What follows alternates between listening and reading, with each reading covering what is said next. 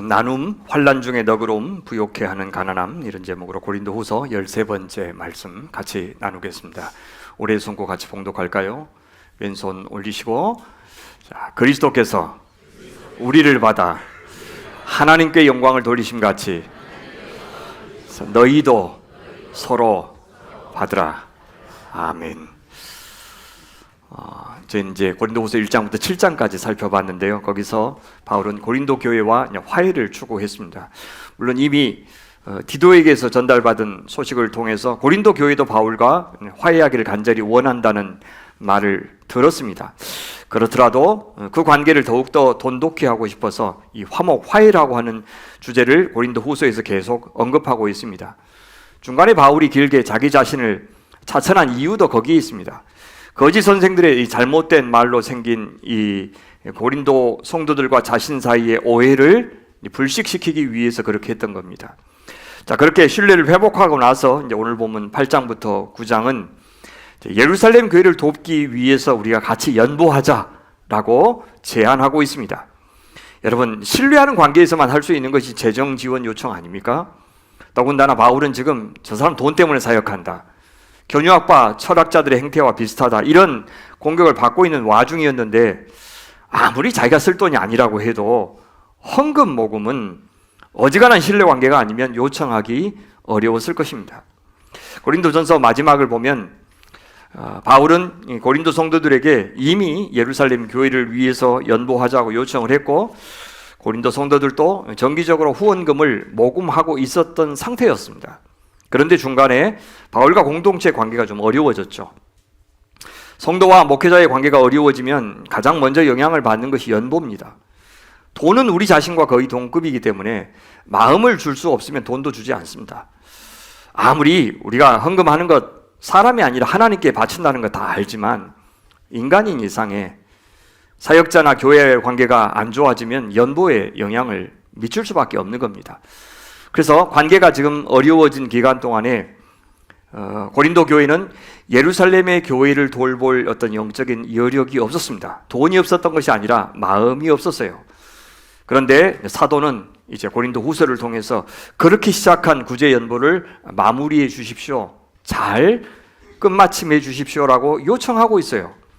그런데 그 목적이 그렇게 하면 경제적으로 도움이 되기 때문입니다 라고 이야기하지 않고, 사실 그것이 대단히 신앙적인 이유에서 중요하다고 밝히고 있어요. 오늘 본문에서 아마 그 부분에 조금 더 주목해 주시면 좋겠습니다.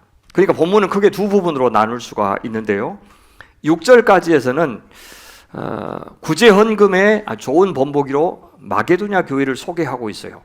그러고 나서 7절부터 15절까지는 그 마게도냐 교회를 잘 본받아서 이미 시작한 구제 연보를 잘 마무리해 주십시오라고 독려하고 있는 것입니다.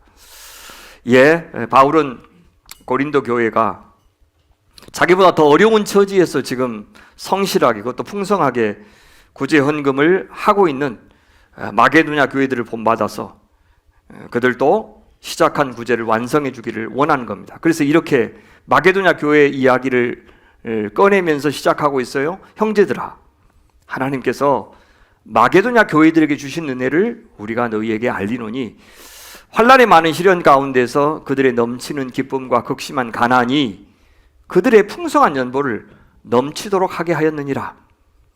마게도냐 교회는 지금 넘치도록 풍성하게 연보하고 있다고 말합니다. 그런데 사도는 그 풍성한 연보를 뭐라고 그러냐면 하나님께서 마게도냐 교회들에게 주신 은혜다, 이렇게 해석하고 있어요. 하나님의 은혜로 어려운 중에도 그들은 넉넉히 연보할 수 있었다, 그 말이죠. 특히 이 은혜라는 단어 오늘 좀 주목해 주시겠어요? 왜냐하면 8장에 10번이나 나와요. 8장 시작할 때 나왔죠. 9장 끝날 때 9장 14절에 한 번 더 나옵니다. 그러니까 시작과 끝을 은혜로 시작해서 은혜로 끝내는, 은혜로 감싸고 있는 단락이 이 8장과 9장의 구제 연보에 대한 장입니다.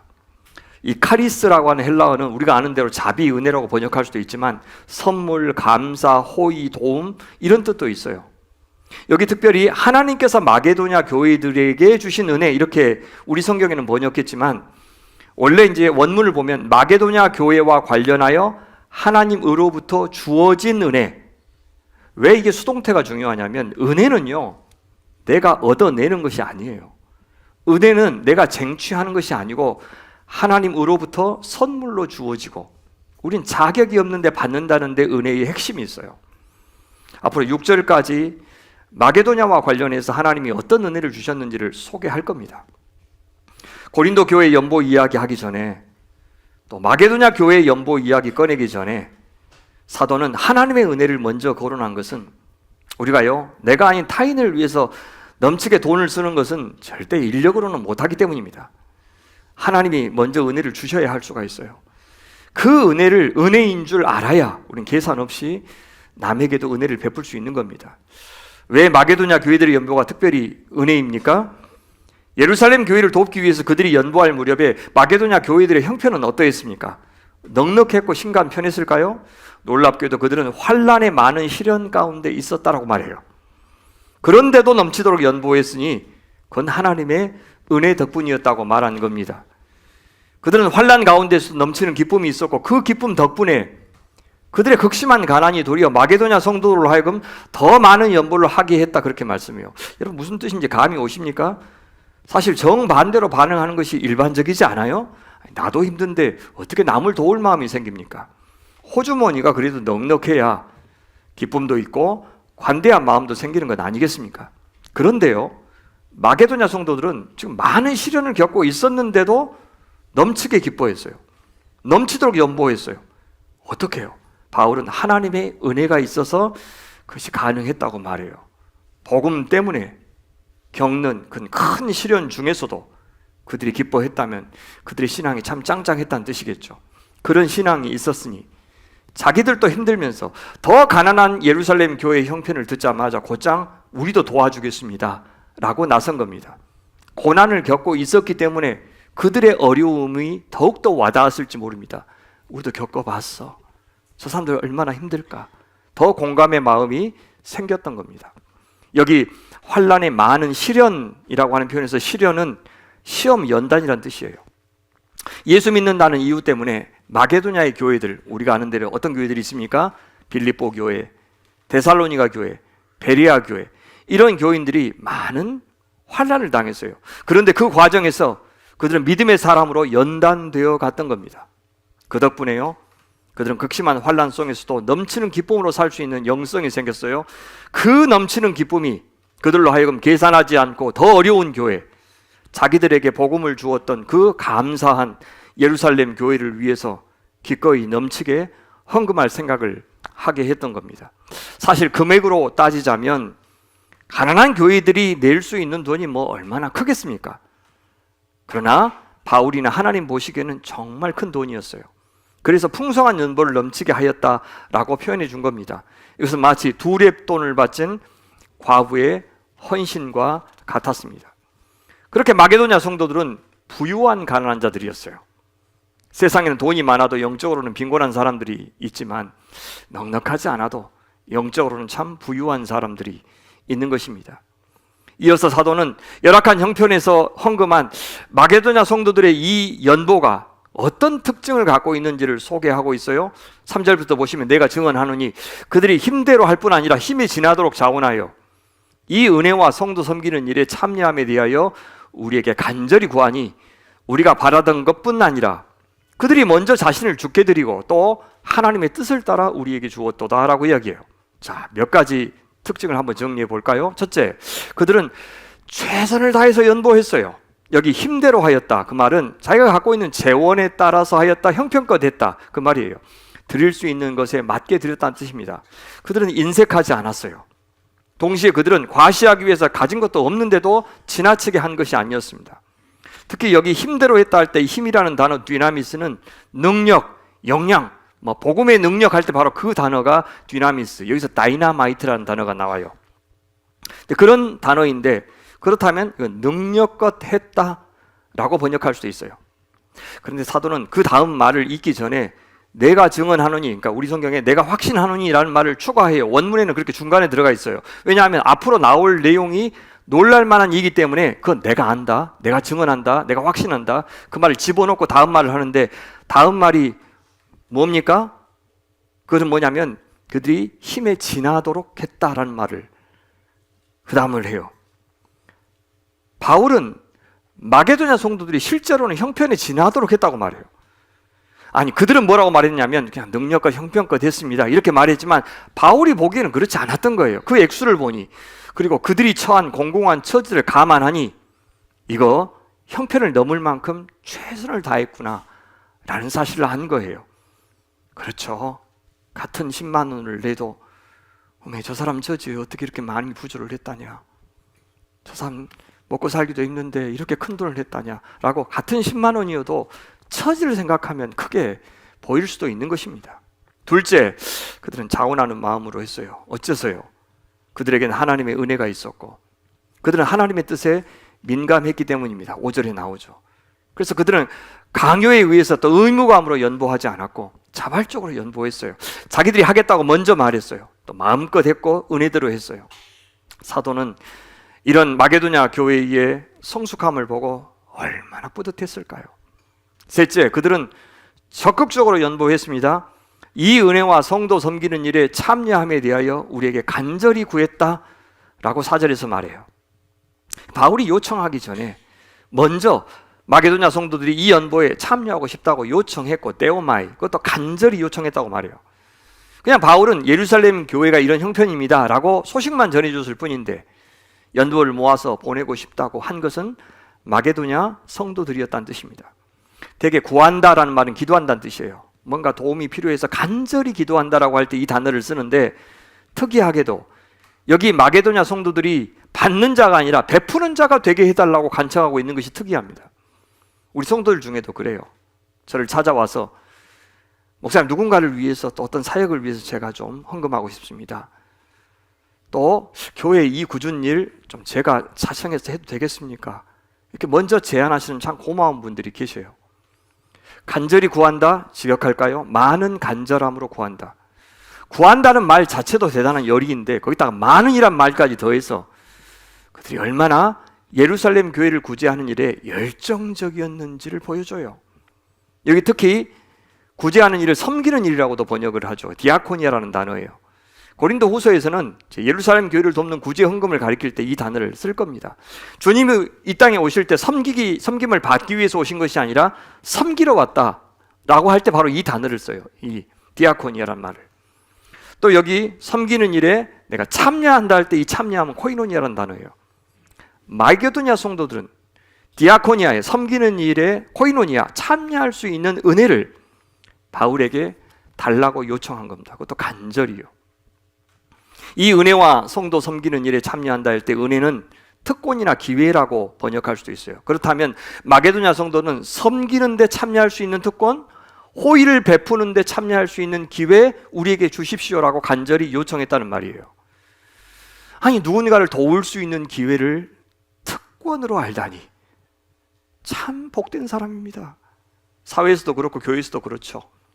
선행할 기회나 섬길 기회를 얻었을 때 만약에 우리가 저한테 이렇게 사랑할 기회 주셔서 감사합니다, 이렇게 섬길 기회를 주셔서 감사합니다, 그렇게 인사할 수 있다면 우리는 은혜가 무엇인지를 아는 참으로 복된 사람이에요. 그런 사람들은요, 결코 그런 헌신 갖고 그런 섬김 갖고 자기를 치장하려고 하지 않을 것입니다.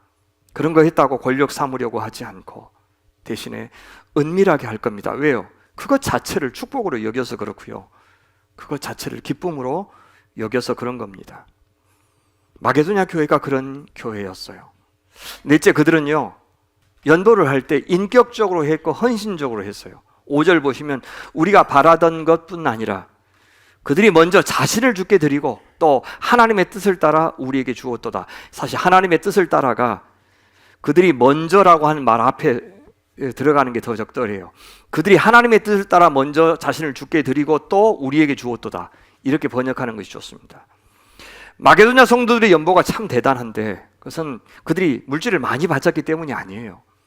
바울이 보기에 그들은 물질을 바치기 전에 자기 자신들을 먼저 바쳤어요. 그래서 인격적인 연보인 겁니다. 돈과 자신을 분리시키지 않았어요. 그것도요, 주께 바치고 또 바울 선교팀에게도 바쳤어요. 사도는 그 연보를 우리가 바라던 것뿐 아니라라고 하죠. 말은 무슨 말이냐면 사도가 바라는 수준과 기대치를 넘어섰다는 겁니다. 예상을 뛰어넘게 반응했다는 뜻입니다. 이렇듯 우리가 무슨 일을 하든 무엇을 드리든지 간에 그것이 주님을 위한 일이 되게 하려면 주님께 우리 자신을 드리는 일을 모든 것보다 먼저 해야 됩니다. 우리 자신을 주님 앞에 드리지 않은 채 무언가를 바치고 무언가를 하면 어떻게 됩니까? 우리는 항상 대가를 기대하게 돼요. 그리고 그것은 늘 거래가 되어버립니다. 오히려 더 많이 바칠수록 더 순수함은 사라질 것입니다. 우리가 인간이니까 어쩔 수가 없어요.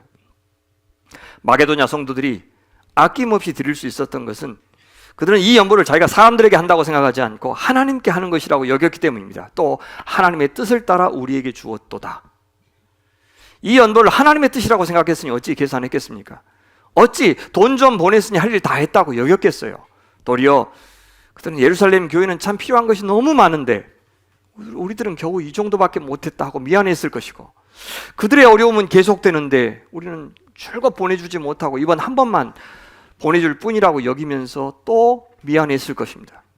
그러니 이 물질 보내고 나서 얼마나 기도했을까요?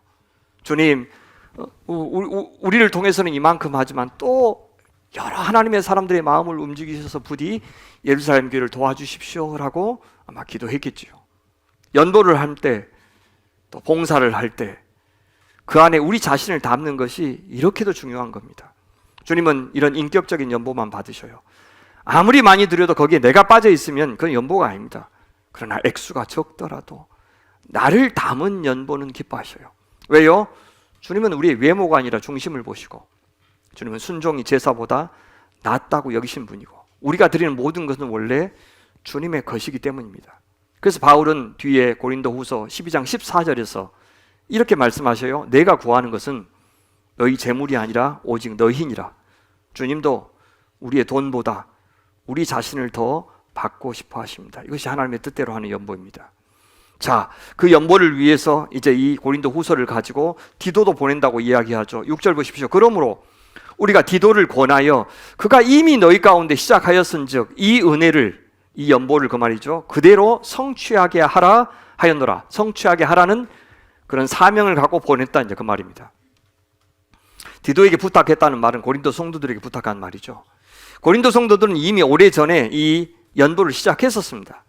그때도 바울의 부탁으로 그 일을 주도했던 사람이 디도였어요. 그때도 은혜였습니다. 하나님의 은혜였고 예루살렘 교회를 향해서 고린도 교회가 베푼 은혜였어요. 그런데 이제 이 고린도 후서를 갖고 가면서 디도가 가서 할 일이 무엇인가 하면, 잠시 동안 지금 고린도 성도들과 바울의 관계가 불편해졌는데, 그래서 지금 이 구제 연보가 굉장히 답보 상태에 있는데 그것을 다시 재개하라고 하는 사명을 주어서 보낸 거예요. 그것을 이렇게 표현하죠. 그대로 성취하라. 시작하였은즉 끝 마무리 잘하라, 그 말입니다. 그러니까 디도는 고린도 후서를 갖고 가면서 두 가지 사명을 갖고 갔던 거죠. 첫 번째는 관계 회복, 화해 사역을 하도록 보냄을 받았고, 다른 하나는 연보를 모금했던 그 사역을 회복하도록 보냄을 받은 겁니다. 둘 다 매우 어려운 일이었어요. 근데 반드시 화해가 이루어져야, 관계가 회복되어야 연보에 대한 부탁도 할 수 있었던 상황이고, 이 두 가지는 서로 관련이 있습니다. 그렇죠? 온전히 회복되었다는 것을 가시적으로 실천하고 표현할 수 있는 방법이 바로 연보의 회복이었기 때문입니다. 그래서 은혜라는 단어를 쓴 거예요. 연보라고 쓸 수 있는데도 은혜라고 대신 쓴 이유가 바로 그거예요. 하나님의 은혜를 연상케 하는 단어잖아요. 동시에 우리의 자비로운 행동을 요구하는 단어예요. 디도가 할 일은 고린도 성도들이 약속한 대로 구제 헌금을 완수하도록 돕는 것이었어요. 왜 이것이 중요하냐? 이것은 받은 은혜, 받은 사랑을 실천하는 굉장히 중요한 신앙적인 의미가 있었기 때문입니다. 하나님은 예수님을 통해서 언약을 신실하게 지키셨으니 고린도 성도들도 언약을, 약속을 지키는 것이 중요하다라는 것을 가르쳐 주어야 했던 겁니다. 사랑하는 여러분, 한번 생각해 보시겠어요? 우리도요, 저마다 하나님 앞에 인생에서 약속한 것이 있을 겁니다. 저도 있어요. 5개 교회를 개척하겠다고 하나님 앞에 약속을 했고, 제 인생에서 그것이 가장 큰 약속이에요. 지금까지 이 교회까지 해서 3개 교회를 개척했으니 남은 2개를 더 개척하고 사역을 마치게 해달라고 기도하고 있어요. 그래서 여러분들에게 저 분립해서 좀 보내달라고 요구한 것, 그냥 멋있게 보이려고 한 소리 아닙니다. 그건 제 사명이기 때문에 할 수 있으면 저를 통해서 이 교회가 분립되면 좋겠다 싶었던 거예요. 여러분들에게도 그것이 무엇인지 잘 살펴서 하나님 좀 지키게 도와주십시오라고 간절히 구하십시오. 그것이 여러분을 또 여러분의 자녀들을 복되게 하실 겁니다. 결코 그것들이 짓눌겨 살게 하는 무거운 의무가 아닌 것을 꼭 아시면 좋겠어요. 그렇게 전반부에 마게도냐 교회를 칭찬했죠. 그리고 후반부 이제 7절부터 16절에서는 그런 연보에 고린도 교회도 참여하십시오라고 독려해요. 7절 한번 보시겠어요? 직접적으로 말씀하죠.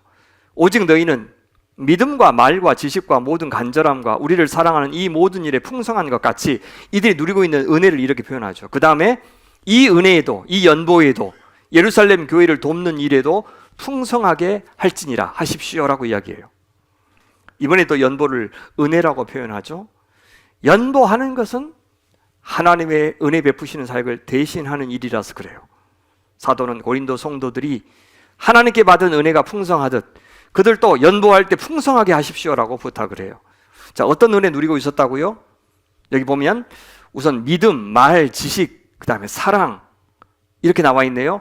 말과 지식과 간절함, 삼박자가 다 풍성했어요. 하나님을 향한 지식, 기독교 진리에 대한 지식, 복음에 대한 지식, 이것이 풍성했어요. 그것이 뭘로 갑니까? 머릿속의 지식으로 머물지 않고 입술의 고백까지 나아갔다는 것은 확신이 있을 때 가능한 거예요. 거기서 그치지 않고 가슴으로까지 왔어요. 마음의 열정으로, 그것을 모든 간절함이라고 표현하죠. 이어지는 복을 누리고 있었습니다. 이것이 고린도 교회가 누리고 있는 축복이에요. 거기다가요, 믿음과 사랑까지 풍성했어요. 우리를 사랑하는 이 모든 일이라고 번역되어 있는데 우리를 원문으로는 우리로부터예요. 그러니까 바울 일행이 보여준 사랑을 그들은 갖고 있었어요. 하나님을 믿는 믿음이 있었고 바울에게서 받은 사랑이 있었고 복음에 대한 지식이 있었고 그 지식에 대한 입술의 고백이 있었고 그것을 실천할 수 있는 마음의 열정이 있는 교회가 고린도 교회예요. 고린도 전서에 보면은 그땐 살기도 잘 사는 나라였고 철학과 학문도 발전한 나라였고 그래서 신도시였기 때문에 사람들이 다 고린도로 몰려드는 상황이었어요. 그런데 교회 안에 영적인 은사들도 얼마나 풍성했는지 몰라요. 그래서 고린도전서 1장 5절에 너희들이 얼마나 큰 은혜를 받은 교회인지를 이렇게 소개해요. 이는 너희가 그 안에서 모든 일, 곧 모든 언변과 모든 지식의 풍족함으로 너희가 모든 은사의 부족함이 없이 우리 주 예수 그리스도의 나타나심을 기다린다 라고 표현해요. 한꺼번에 이렇게 많은 은사를 받은 교회가 있었을까요? 더군다나 이 교회는요, 예루살렘의 여러 사도들과 중요한 지도자들이 다 거쳐갔어요. 아볼로, 게바, 그래서 아볼로파, 게바파, 그렇죠, 바울파 이렇게 나눠질 정도로 쟁쟁한 지도자들도 와서 이 중요한 도시니까 와서 가르쳤어요. 그렇게 풍성한 은혜를 입었으니 그들도 예루살렘 교회를 위해서 풍성하게 은혜를 베푸는 것 마땅하지 않겠습니까? 라고 이야기를 하는 거예요. 이 은혜에도 풍성하게 할지니라 풍성하게 구제 연보를 해 주십시오라는 뜻이에요. 여러분, 혹시 여러분도 그렇게 생각하세요? 이 교회가 참 난 좋은 교회 다닌다, 나는 참 복받은 사람이다, 이렇게 여기신다면 그것을 다른 교회와 비교해서 어떤 우월감이나 자부심, 그것을 갖는데 머물 것이 아니라 내가 뭔데 이런 복을 주셨지 생각하면서 그 복에 어울리는 고백이 있기를 바라고요, 간절함으로 실천함이 있기를 바라고요, 또 그것이 믿음이 되었으면 좋겠고 그것이 사랑이 풍성한 사람이 되게 만드는 그 어떤 것이 되었으면 좋겠어요. 그건 주님이 그렇게 바라실 겁니다. 그것이 은혜에 어울리는 삶이에요. 만약 우리 자녀에 대해서 감사가 있다면, 내가 다니는 직장에 대해서 자부심이 있다면 이 은혜를 어떻게 하나님께 또 이 세상에게 이 은혜를 아직 입지 못한 사람들에게 나눠줄까? 교회가 나만 특권적으로 우월하게 누리는 복을, 그걸 하나님이 주신 복이라고 이야기하는 것을 기복종교라고 그래요. 그건 잘못된 생각입니다. 그렇지 않고 왜 나는 자격이 없는데 이런 복을 받았지? 어떻게 쓰라고? 누구를 섬기라고? 누구를 복되게 하라고 나한테 이걸 주셨지? 라고 고민하는 사람들이 그리스도인이에요. 우리나라가 잘 되기를 우리도 기도하시죠. 근데 단순히 경제적으로 번영해가지고 저것보다 좀 잘 살기를 바라는 정도의 차원에 머물면 안 됩니다. 우리는 이미 전 세계에서 이렇게 누리는 나라가 없을 정도예요. 상대적으로 옆에 있는 사람들이 잘 살아 보이고 난 주식도 모르는데 막 주식 넣어가지고 겁나 돈 벌고 그래서 배가 아픈 것이지 실제로 못 누리고 있는 것은 아니에요. 그래서 우리나라가 잘 되기를 바라면서 동시에 그런 부와 풍요함에 어울리는 역할을 국제사회에서 감당하는 그런 나라도 되게 해 주십시오라고 기도해야 돼요. 그렇지 않으면 깡패짓, 강도짓 마다 않는 지금의 저 강대국처럼 되어서는 안 되기 때문에 그렇습니다.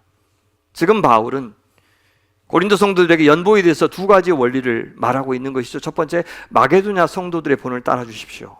두 번째, 여러분들 이미 영적인 은혜를 풍성하게 받았죠. 그 연보라는 형식을 통해서 다른 데로 꼭 흘려 보내셨으면 좋겠습니다. 그렇게 하기요. 그렇게 예루살렘 교회를 구제한 일에 동참하는 것이 왜 중요한지 이제 마지막으로 8절부터 15절까지 설명하실 건데, 아까 말씀드렸듯이 그렇게 할 때 경제적으로 그들이 도움이 되기 때문입니다, 이런 이야기 하지 않아요. 이것보다도 실제 그것이 여러분들에게 유익한 일입니다. 그것이 여러분들의 신앙의 핵심적인 겁니다. 그렇게 이야기해요. 은혜를 받았으니 은혜를 표현하지 않으면 그건 신앙이 아닙니다. 이 이야기를 하고 싶은 거예요. 세 가지 이유를 이야기하는데요. 첫 번째부터 신앙적인 이유, 신학적인 이유를 설명을 해요. 8절, 내가 명령으로 하는 말이 아니요 오직 다른 이들의 간절함을 가지고 너희의 사랑의 진실함을 증명하고자 함이로라 라고 이야기합니다. 자, 내가 지금 연보하라고 했는데 이 말은 지금 명령하는 말이 아닙니다 라는 말로 시작하죠. 바울이 지금 사도의 권위로 강요하고 있지 않다는 뜻입니다. 굉장히 조심하죠. 중요한 일이니까 억지로 하지 않게 만들려고 조심조심해요. 그래서 연보하는 것 자체가 중요한 것이 아니라 자발적인 마음으로 이 일이 얼마나 중요한지를 깨달아서 하는 것이 그들의 신앙에 도움이 되기 때문에 그렇습니다. 마게도냐 성도들도 자발적으로 연보했다고 칭찬했죠. 그리고 풍성하게 하였듯이 고린도 성도들도 그렇게 해주기를 바라면서 이 말을 하는 거예요. 근데 내가 이 편지를 쓴 목적이 뭐냐? 하나님과 바울 일행이 먼저 보여준 사랑에 화답하면서 연보하기를 원해요. 이렇게 표현하죠. 오직 다른 이들, 마게도냐 성도들의 간절함을 가지고 열심을 내가 알려줌으로써 너희의 사랑의 진실함, 너희 사랑이 진심인지도 증명하고자 함이라 확인해 보려는 것입니다. 여기 너희 사랑의 진실함이라고 할 때 진실함은 합법적으로 태어난 그런 뜻이에요. 그러니까 자기 부인에게서, 첩이 아니라 자기 부인에게서 합법적으로 태어난 아이를 가리킬 때 이 단어를 써요. 사랑의 진실, 진심이란 뜻입니다. 마게도냐 성도들의 진실한 사랑은 그들의 간절함, 열정을 통해서, 그들의 자발적인 연보, 그것도 풍성한 연보를 통해서 증명되었어요. 여기 증명하다, 도키마죠, 검사하다, 시험하다 그런 뜻이에요. 가난한 중에도 풍성하게 드릴 정도로 열심히 했어요. 도에 진하게 드렸으니 진심이었어요. 그것은 계산하지 않는 사랑이었어요. 사도 바울은 이제 고린도 성도들도 예루살렘 성도들을 그렇게 도움으로써 그 사랑의 진실함을 증명해 주기를 바라고 있는 겁니다. 그러니까 고린도 교회가 예루살렘 교회를 사랑과 긍휼이 동기가 되어서 연보하기를 바라고, 이것이 하나님이 기뻐하시는 뜻이라고 하는 확신에서 그런 사랑을 실천해 주기를 바라고 있는 겁니다. 바로 그 마음으로 우리에게 가장 좋은 본을 보이신 분이 계셔요. 진실한 사랑을 보여주신 분이 계셔요. 마게도냐 교회들보다 훨씬 더 먼저 더 좋은 본보기가 되신 분이 계셔요. 누굽니까? 예수님입니다. 9절 보십시오. 우리 주 예수 그리스도의 은혜를 너희가 알거니와 부요하신 이로서 너희를 위하여 가난하게 되심은 그의 가난함으로 말미암아 너희를 부요하게 하려 하심이라. 앞에서는 하나님의 은혜 줄곧 말했는데 여기서는 예수 그리스도의 은혜를 말하네요. 그것을 너희도 알고 있습니다라고 이야기하죠. 은혜라는 단어도 또 나옵니다. 우리가 받은 그리스도의 은혜, 그분의 자비를 모르는 고린도 성도들은 아마 없었을 겁니다. 그 은혜의 내용이 무엇입니까? 부요하신 이인데 너희를 위하여 가난하게 되셨다라고 이야기해요. 너무 간단하게 되어 있지만 이것은 예수님의 성육신과 십자가를 이야기하죠. 우리 빌립보서 2장 6절부터 8절까지 말씀 같이 한번 읽어봐요. 하늘 영광 버리고 이 땅에 오셔서 십자가를 지신 예수님, 그렇게 가난해지신 예수님을 이렇게 묘사하고 있습니다. 같이 읽어볼까요? 그는 근본 하나님의 본체시나 하나님과 동등됨을 취할 것으로 여기지 아니하시고 오히려 자기를 비워 종의 형체를 가지사 사람들과 같이 되셨고 사람의 모양으로 나타나사 자기를 낮추시고 죽기까지 복종하셨으니 곧 십자가에 죽으심이라. 예수님은 성자, 하나님이셨으니 그분보다 더 부유한 피조물은 없습니다. 그런데 비우셨어요. 버리셨어요. 낮추셨어요. 그리고 인간이 되셨습니다. 그래서 인간이 겪는 모든 고통을 온몸으로 체휼하셨어요. 공감하고 통감하셨습니다. 그것도 모자라서 인간이라면 쉽게 지지도 않는 그런 십자가까지 지셨어요. 가장 세상에서 악한 인간이 겪어야 할 고통까지 다 감당하셨고, 가장 천시받는 자들보다 더 낮은 자리에서 온갖 수치와 모욕을 당하셨어요. 이 세상에서 그분의 십자가보다 더 가난한 자리는 없었습니다. 그런데 그런 예수님이 하나님께 영광을 돌려받았어요. 그 영광이 무엇인지도 우리는 알고 있습니다. 이러므로 하나님이 그를 지극히 높여 모든 이름 위에 뛰어난 이름을 주사 하늘에 있는 자들과 땅에 있는 자들과 땅 아래에 있는 자들로 모든 무릎을 예수의 이름에 꿇게 하시고 모든 입으로 예수 그리스도를 주라 시인하여 하나님 아버지께 영광을 돌리게 하셨느니라. 여러분, 그 영광에 사랑하는 제자들 참여시키기 위해서 제자들에게 무엇을 요구하셨습니까? 날마다 자기를 부인하고 자기 십자가를 지고 나를 따르거라 라고 하셨습니다. 주님 위해서, 그리고 이웃을 위해서 예수님처럼 자기 희생적인 사랑, 십자가의 사랑을 행할 때 우리도 예수님께서 누리셨던 부활의 영광에 참여할 수 있다고 하신 겁니다. 그것을 오늘 본문에서 바울은 이렇게 표현하셔요. 부요하신 이로서 너희를 위하여 가난하게 되심은 그의 가난함으로 말미암아 너희를 부요하게 하려 함이라. 너희를 예수님의 영광에 참여하게 하려 함이라 라고 이야기해요. 그러니 우리도 어떻게 살라는 겁니까? 예수님의 희생적인 삶을 본받으라는 겁니다. 형제를 위해서 십자가를 지라는 것이죠. 그 십자가를 지는 실천 가운데 하나가 오늘 본문이 이야기해 주는 연보입니다. 모든 연보는 그러니까 십자가를 지는 일이에요. 모든 연보는 나를 십자가에 못 박는 일입니다. 그러니 연보하고 내가 발언권 높이고 연보하고 나를 드러내는 것은 나를 십자가에 못 박는 일이 아닙니다. 연보하고 내가 한 것 같지도 생각하지 않는 것, 이거 원래 내 것도 아니었는데 왜 내가 했어라고 생각한, 그죠? 하나님께서 하신 일로 고스란히 만드는 일이 십자가를 지는 것이죠. 교회를 위한 연보든지 선교를 위한 연보든지 구제를 위한 연보든지 아니면 섬김이든지 이 모든 것들은 사실은 스스로 가난해지는 과정입니다. 스스로 가난해지는 선택이에요. 낮아지는 선택이고 비우는 선택입니다. 그리하여 그 공간 안에 타인을 부유하게 만들고 타인을 자유롭게 만드는 일이에요. 그리고 우리가 궁극적인 부유함, 영광에 이르는 유일한 길입니다. 왜요? 그것은 내가 스스로 쟁취하는 것이 아니라 영광을 얻는 일은 하나님의 선물로만 가능하기 때문에 그렇습니다. 신앙이 성숙해진다는 것은 바로 그런 계산을 할 줄 아는 사람이 되어간다는 뜻이에요. 여기 그의 가난함으로 말미암아 너희를 부요하게 하려 하심이라 해서 너희를 이라는 말이요 문장 맨 앞에 나와 있어요. 그러니까 그대로 직역하면 다름 아닌 바로 너희를 부요하게 하려 하심이라 라고 우리에게 주목하게 만들어요. 여기 그리스도께서 가난해지신다는 이 주제 여러분 자주 들었죠? 역설의 복음을 전하는 고린도후서의 가장 핵심적인 개념이에요. 예수님의 가난함, 성도의 가난함, 이것이야말로 우리 안에 하나님의 능력이 나타나고 부활하신 예수님의 능력이 발휘되는 유일한 길이라고 번번이 강조하셨어요. 그래서 연보하는 것이 인간적인 계산으로는 피 같은 내 돈 소비에서 내 재산 줄어드는 손실이지만 그래서 온 세상의 주인이신 하나님의 능력이, 우리 하나님의 부요하심이 우리 안에서 역사하게 하시는 유일한 길인 것도 사실입니다. 그것을 알아야 우리가 돈으로 하든지 몸으로 하든지 기도로 하든지 오직 주와 복음을 위해서 살 수 있고 하나님 나라와 그 의를 먼저 구하는 사람 될 수 있는 겁니다.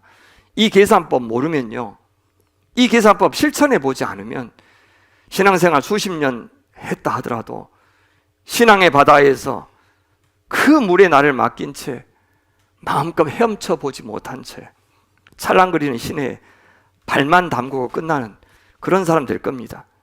사랑 모르고 은혜 모른다는 것, 그건 사실상 아무것도 모른다는 거예요. 신앙이 뭔지 모르는 겁니다. 맡겨보지 못하는 것, 의지하지 못하는 것, 그분이 주시는 것을 선물로 받아보지 못하는 것, 신앙생활 아예 한 것도 아닙니다. 그래서 우리는 매 주일 헌상할 때마다 어떤 분들은 일찍 나와서 청소를 하고 예배를 준비하고 또 주일학교 교사로 아이를 섬길 때마다 돈을 낼 때마다 이 모든 것들은 십자가를 지는 일이에요. 자기 부인의 행위이기 때문에 여전히 자기중심적이고 이기적인 우리에게는 늘 통증이 느껴지는 일이에요. 헌금하는 일은 기쁜 일이 아니고 오매 아까운 거,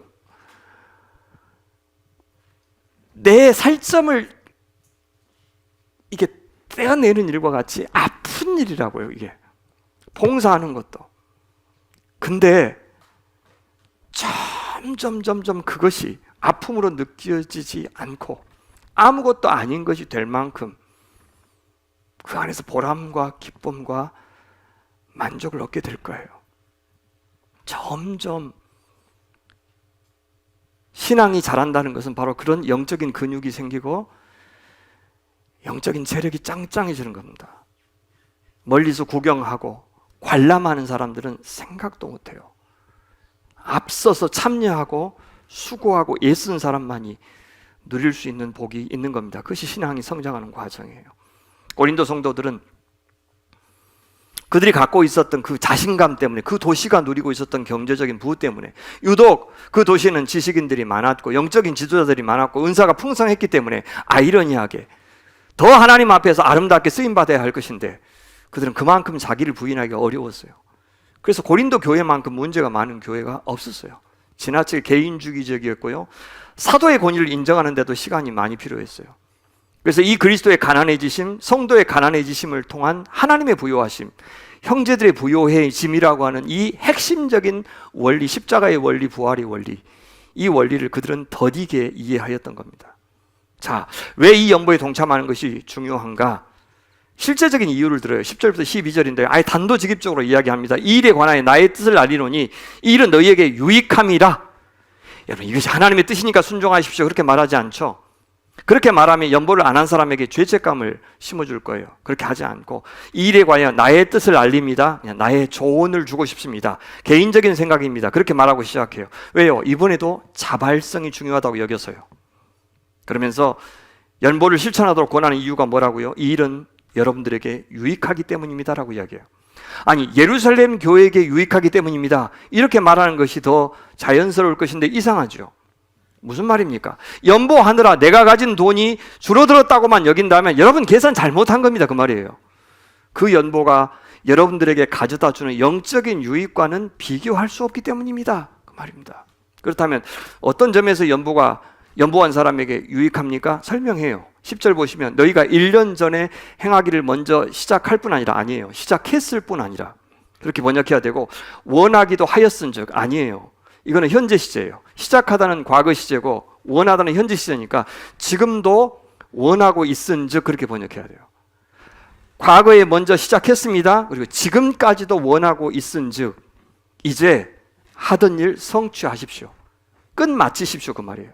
어떻게 해요? 마음에 원하던 것과 같이 완성하되 있는 대로 하라. 제가 직역할까요? 아니, 여러분 갖고 있는 새한글 성경이 이렇게 돼 있어요. 이 일을 자원해서 하고자 하는 열의를 보였던 그때처럼, 그 말이에요. 여러분이 지금 가지고 있는 것으로 끝 마무리하는 것도 그렇게 하십시오, 열의를 갖고 하십시오, 그렇게 번역하는 것이 좋겠습니다. 여기서요, 사도는 원함에서 성취로 나아가도록 촉구하고 있죠. 이게 왜 중요하냐면 마음에 원하기는 해요. 정말 좋은 일이라고 동의도 해요. 내 시간 내고 내 몸 내고 내 돈 내는 일까지 가지 못하는 경우가 허다해서 그래요. 근데 사도는 알고 있잖아요. 행하지 않는 믿음은 죽은 믿음이라는 것. 그래서 이 연보를 실천함으로써 고린도 성도들은 원하는 것과 실천이 일치되는 사람이 되도록 도와주고 싶었던 거예요. 그것이 영적인 유익이 되니까. 이 예루살렘의 구제 연보는 놀랍게도 마게도냐 교회들이 아니라 고린도 교회가 먼저 시작한 일이었습니다. 그 억지로 한 것이 아니고 간절히 원해서 시작했다고 이야기하죠.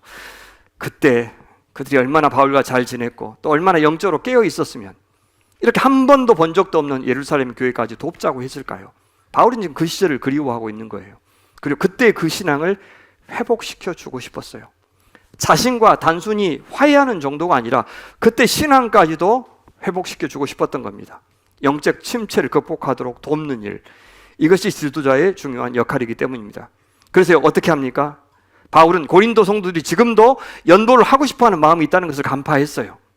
지금 물론 여러 가지 이슈들 때문에 잠깐 관계가 껄끄러졌기 때문에 이걸 계속 해야 되냐 말아야 되냐 그들은 스스로 결정할 수 없었는데 바울이 다시 물꼬를 열어주고 있는 겁니다. 이것이 지도자의 역할이에요. 도전하고 격려하는 것. 이제 하던 일을 성취할지니 마음에 원하던 것과 같이 완성하되 있는 대로 하라. 그 마음에 있는 것을 실천한다면 분명히 성도들에게 영적으로 유익이 될 것이라고 판단한 겁니다. 그래서요, 저도 이 둘 사이의 긴장 속에서 목회하는데 잘 조율하려고 해요. 한국교회가 지나치게 성도님들을 교회 안에서 살도록 그렇게 만들었다는 생각이 있기 때문에 개척하면서부터 우리 교회는 개인들이 아빠 엄마로 또 직장에서 이웃으로 또 시민으로 잘 살도록 그렇게 하는 일에 더 주안점을 두었어요. 그건 사실입니다. 그래서 교회 안에 많은 프로그램이나 활동을 만들지 않고 잠잠히 속이 내실을 기하도 그렇게 도와주었어요. 근데 동시에 성도들이 교회 활동에 참여할 수 있도록 기회를 만들어서 하나님의 교회를 세워가는 일에 참여하고 기여하도록 또 도와드렸어요. 이를 위해서 여러 가지 일을 만들고 프로그램도 진행하도록 그렇게 했습니다. 또 때가 되면 직분자로 세우는 일도 했어요. 준비되어서 직분자로 세운 것이 아니라 직분자가 되시면 그 다음부터 교회를 생각하고 지체들을 생각하는 마음가짐이 벌써 달라집니다. 그렇게 해서 교회 일을 시키기 위해서 직분자 세운 것이 아니고 무슨 돈이 필요해서 이슈를 만들어서 그렇게 돈 모으려고 직분자 세운 것 아니고 하나님의 사람으로 빚어가기 위해서 직분자도 세운 겁니다. 직접 안 해보면 도저히 알 수 없는 세계가 있기 때문입니다.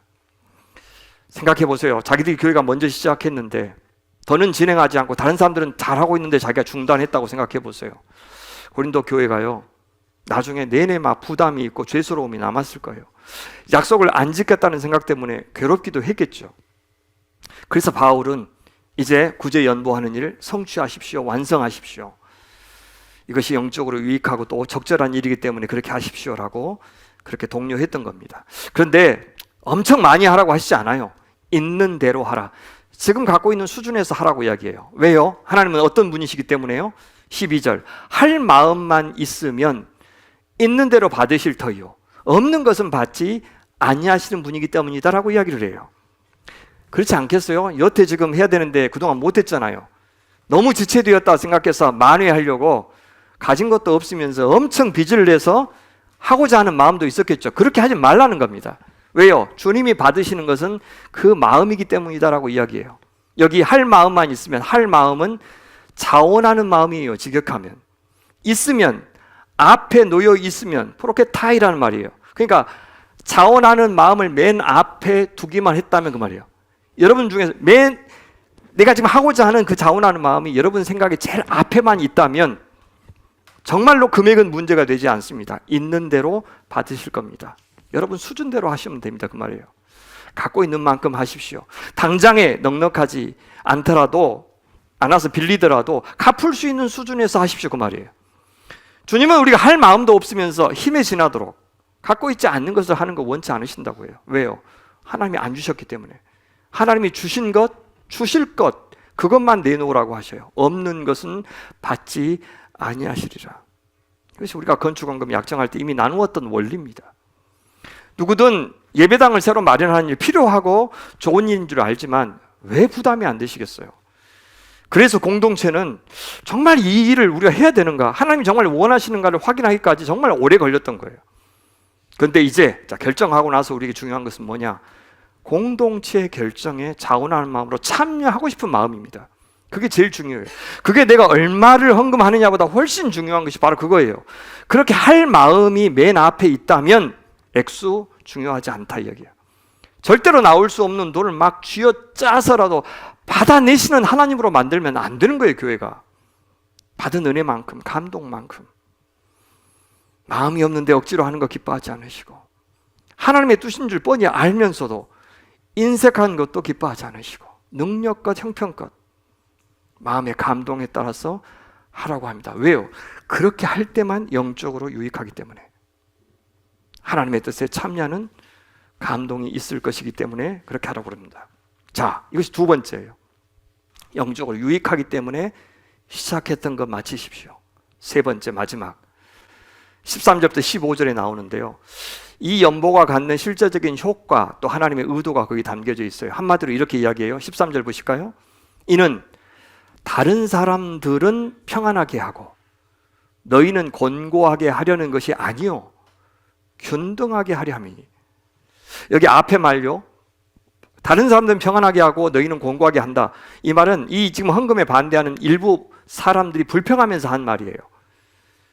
바울은 지금 오해를 바로잡아주고 있는 거죠. 아니, 우리 헌금하면 내 돈 줄고 헌금을 받아 쓰는 저 예루살렘 교회만 좋은 일을 해주는 거 아니냐, 이렇게 주장하는 사람들이 있었던 거예요. 그런데 사도 바울은 그 잘못된 생각이라고 교정해 주셔요. 왜요? 이렇게 헌금하게 하는 것, 이는 균등하게 하려 함이니라고 이야기해요. 연보의 효과가 뭐라고요? 균등함이라고 이야기합니다. 여기서 이 균등함은 경제적인 균등함이나 재정적인 균등함을 의미할 리가 없어요. 당연히 우리가 헌금하면 주머니에서 돈이 줄고 받는 사람은 없는 돈이 생기잖아요. 그럼 여기서 균등함은 뭡니까? 앞에서 이미 설명하신 적이 있습니다. 예수님의 가난해지심, 성도들의 부유하심. 이 균등함이라는 단어는요, 균형 잡힘, 공정함, 평등함, 공평함, 그런 단어예요. 그러니까 이 균등함이 똑같음을 의미하는 게 아니에요. 여러분, 평등한 곳이라도 어때요? 잘 살고 못 사는 사람이 있어도 평등하다고 말할 수가 있죠. 이 균등함은 이 평등함을 의미하는 단어예요. 똑같음을 의미하는 것이 아니고 공정함을 의미해요. 그렇다면 돈으로 연보한 것에 대해서 공정한 대우를 받는 것은 내가 연보한 만큼의 돈을 그 사람에게서 다시 받아내는 것을 의미하지 않습니다. 우리가 이만큼 헌금하면 하나님께서 복으로 우리에게 갚아주실 것이다, 그렇게 말하는 것은 안 되는 거예요. 주일날 주일 준수하기 위해서 어떤 분들은 사업을 안 하시기도 해요. 그러면 어떤 믿음으로 안 하는 거냐? 그러면 하나님께서 막 2배로 갚아주시고 엄청 복을 주실 것이다, 그런 마음으로 안 하는 게 아니에요. 오늘 공부하면 성적이 좋은데 시험 공부를 안 한다는 것은 무슨 말이냐면, 안에서 B학점 맞을 수도 있어요. 하면 A학점 받는데. 근데 B학점 갖고도 오늘 돈 못 벌어도 내가 갖고 있는 것으로 좋게 갖고 있는 사람보다 복되게 살아갈 수 있다는 믿음으로 하는 거예요. 그만큼은 내가 안 벌겠다, 그만큼은 내가 공부 안 하겠다 라고 하는 마음으로 결정하는 거지, 이렇게 하면 하나님께서 2배, 3배로 복 주실 것이다, 그렇게 계산하는 것이 기복주의예요. 없어도 돼요. 왜? 실제로 우리에게 필요한 것 중에 압도적으로 많은 것을 하나님이 선물로 주시기 때문에. 우리가 챙겨서 우리 인생 건사하는 것, 그 몇 프로나 되냐고요? 아닙니다. 꼭 돈이 아니더라도 내게 부족한 부분이 다른 사람에 의해서 채워진다면 그것을 공정함, 공평함이라고 할 수 있는 거예요. 그것을요, 신학적으로는 은혜의 비상응성, 은혜의 비대칭성, 그렇게 불러요. 내가 받은 은혜를 다른 사람에게 다른 것으로 보답하는 것이 은혜란 뜻이에요. 하나님이 나에게 베풀어 주신 은혜가 뭐든지 간에 내가 어떻게 하나님 앞에 갚을 수 있어요? 또 하나님이 주신 만큼 어떻게 갚을 수가 있습니까? 그러나 나는 그 은혜를 내가 가진 다른 것으로 갚을 수 있고 다른 사람에게 갚을 수 있어요. 그것을 비상응성, 비대칭성이라고 이야기해요. 그것이 은혜에 어울리는 공평함이고 공정함이고 그것이 균등함의 원리입니다. 바울은 그것을 14절에서 표현하죠. 14절 말씀 우리 같이 한번 읽어볼까요? 시작. 이제 너희의 넉넉한 것으로 그들의 부족한 것을 보충함은 후에 그들의 넉넉한 것으로 너희의 부족한 것을 보충하여 균등하게 하려 함이라. 너희의 넉넉한 것은 고린도 교회가 갖고 있는 돈이죠. 경제적인 여유, 그것을 말합니다. 고린도 교회가 예루살렘 교회의 부족함을 돈으로 채워주는 것이 바로 돈 연보죠.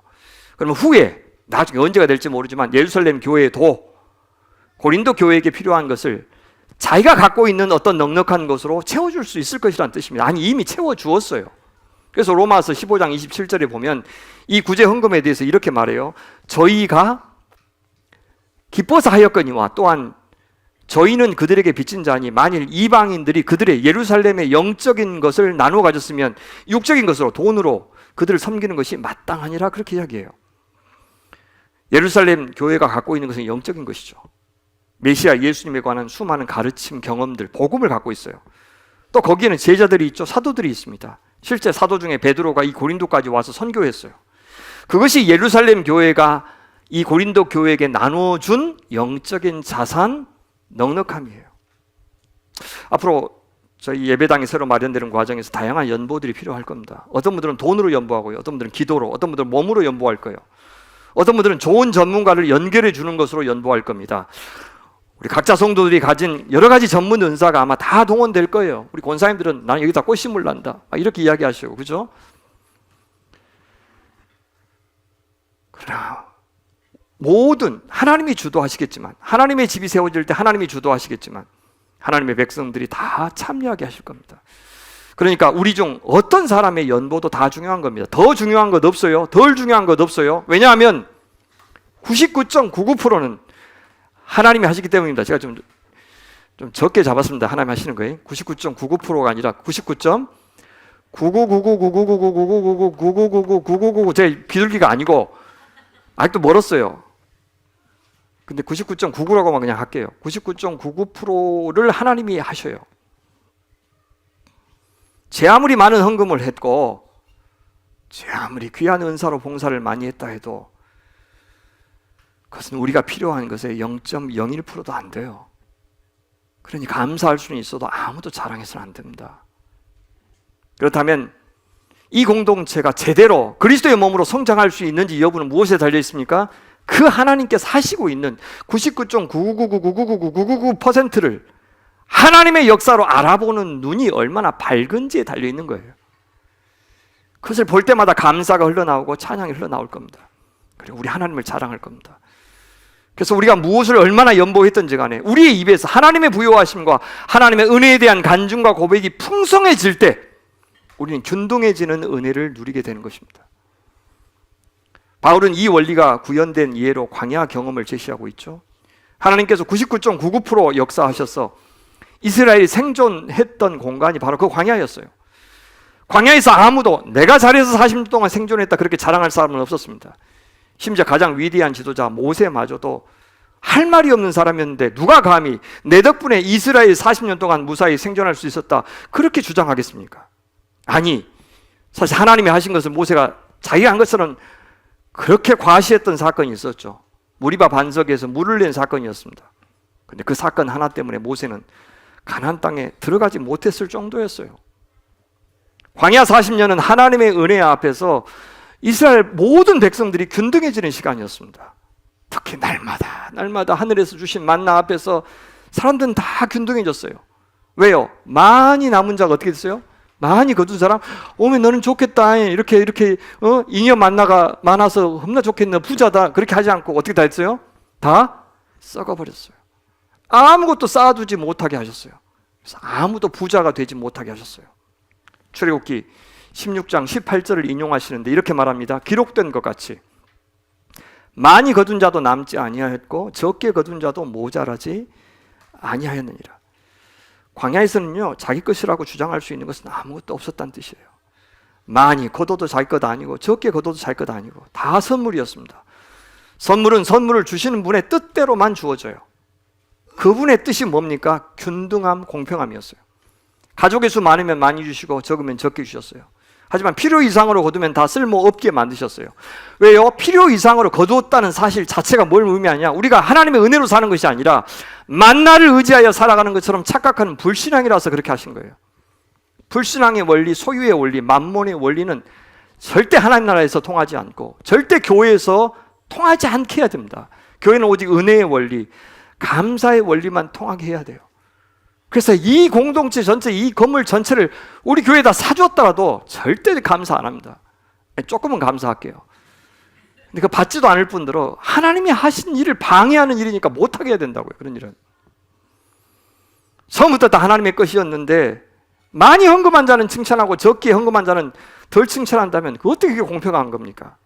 그래서 하나님은 고린도 성도들에게 주셨던 물질의 선물과 예루살렘 교회에게 주신 영적인 선물을 다 자기 것이라고 주장하지 말고 나누라고 하신 거예요. 그래서 서로 하나님의 은혜 앞에서 균등해지라고 하셨어요. 물질이 아무리 많아도 복음의 은혜가 없으면 거기에 참 안식이 없잖아요. 반대로 영적인 진리가 가득해도 먹을 것이 없으면 안식이 없어요. 영적인 빵에서 먹는 빵까지 받은 은혜대로 나누어서 균등하게 만드는 일, 그것을 선교라고 불러요. 세상의 모든 생명들은 그렇게 관련을 맺으며 연결되어 있어요. 그 생명들은 사랑으로만, 은혜로만 그렇게 생태계를 유지할 수가 있습니다. 그래서 필요 이상으로 많은 것을 갖고 있으면 그는 그만큼 누군가를 죽이고 있는 것이 되고요, 자기 자신도 영적으로 죽어가고 있는 것이 되는 거예요. 그래서 우리는 지나치게 부유한 자들의 영혼을 걱정해야 되고, 또 지나치게 가난한 자들이나 말씀 사역자들이나 선교사의 생활을 진심으로 염려해 줘야 돼요. 난 어찌냐 그렇게 재산도 많아서 몸에 짜는 거, 넌 어찌냐 이렇게 건강도 하고, 네 자식은 그렇게 잘도 나가고, 기도할 것이 하나도 없다, 오메 불쌍한 거, 그죠? 어째서 너는 이렇게 재산도 많고 물려받은 것이 많냐, 오메 짜는 거. 너는 신앙생활도 제대로 못 하겠다. 나는 병도 있고, 그죠? 암도 있고, 막 사업도 망했고, 부럽지? 막 그러면. 정신 바짝 차리고 신앙생활 한다면 무엇이 복이고 무엇이 복이 아닌지가 확 갈립니다. 살아있는 교회는요, 그런 세상적인 것으로 하나님 도움 받아서 내가 이렇게 잘 나갔다, 그렇게 자랑하는 사람 허용해서는 안 되는 거예요. 그 사람 영혼이 제대로 될 리가 없습니다. 그렇게 되면 어쩌자고 내가 이렇게, 다른 사람 나보다 훨씬 더 하나님 잘 믿는데 내가 이렇게 잘 나가지? 뭐 하라고 이런 기회를 주셨을까? 어떻게 해야 균등해지는 것이지? 이 고민을 하는 것이 제대로 산 거예요. 말씀 맺겠습니다. 오늘은 예루살렘 교회 구제를 위한 연도 이야기 좀 했습니다. 연도라고 하는 것이 돈 문제가 아니라 얼마나 신앙적인 문제인지도 봤어요. 연도는 하나님이 먼저 시작하셨잖아요. 그래서 은혜라고 표현한 겁니다. 그래서 섬김 코이노니아라고 그렇게 표현한 거예요. 연도의 본을 보이신 분이 성부 하나님입니다. 자기 아들 우리에게 연보를 주셨잖아요. 예수님도 본을 보이셨죠. 자기 자신을 우리에게 나누어 주셨어요. 섬김을 받기 위해서 오신 것이 아니라 섬기러 오셨어요. 약속의 신실한 분으로 사셨어요. 예수님은 세상에서 누구보다도 부자이셨습니다. 왕이시고 창조주이시니까요. 그런데 성육신하시고 십자가를 지심으로 세상에서 가장 가난한 자가 되셨어요. 자신을 연보하셨어요. 그래서 가난한 우리를 부유하게 하셨습니다. 물질적으로 부자 되게 했다는 말이 아니라 예수님처럼 우리도 하나님 나라의 영광에 참여하게 하셨어요. 그래서 우리를 예수님 자신과 균등해지게 하셨어요. 이제 이 세상에 주님께서 우리를 남겨두셨어요. 우리에게 저마다 다른 은혜를 주시면서 남겨두셨고, 다른 것을 연보해 주심으로 이 땅에 살게 하셨어요. 동시에요, 광야를 살고 있잖아요. 우리에게 저마다 다른 종류의 부족함을 주셨어요. 다른 사람은 갖고 있는데 나한테만 없는 것을 주셨어요. 없는 사람 없어요. 그것은 서로가 서로를 위해서 가난해져서 서로가 서로를 채우게 하시려고 그렇게 하신 거예요.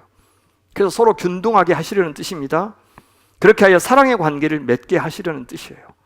언약의 신실한 관계를 맺는 자녀로 창조하는 것, 그것이 하나님의 주 관심사이기 때문이에요.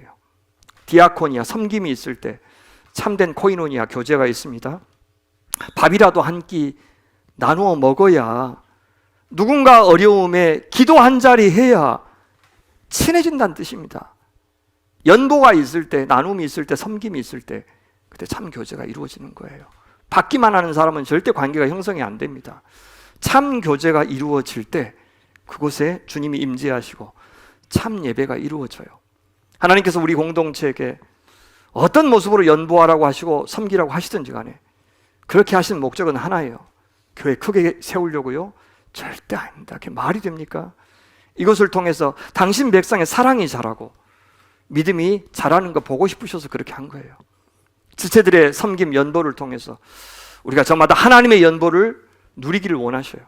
그래서 우리도 하나님의 연보에 참여하는 철든 사람 되기를 원하셔요.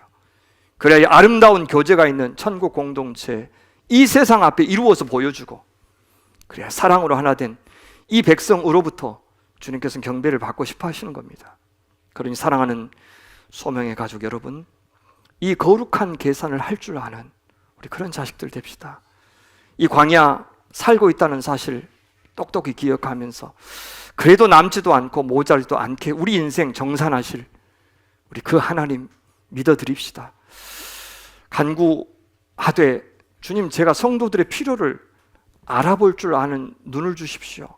제가 갖고 있는 것으로 도울 만한 것들을 좀 보게 해 주십시오. 그렇게 기도하면 어떨까요? 교회를 위해서 주님, 제가 어떤 은사를 어떻게 사용할지 좀 가르쳐 주십시오. 그렇게 기도합시다. 그러면 분명히 여러분에게 유익이 있을 것입니다. 아멘.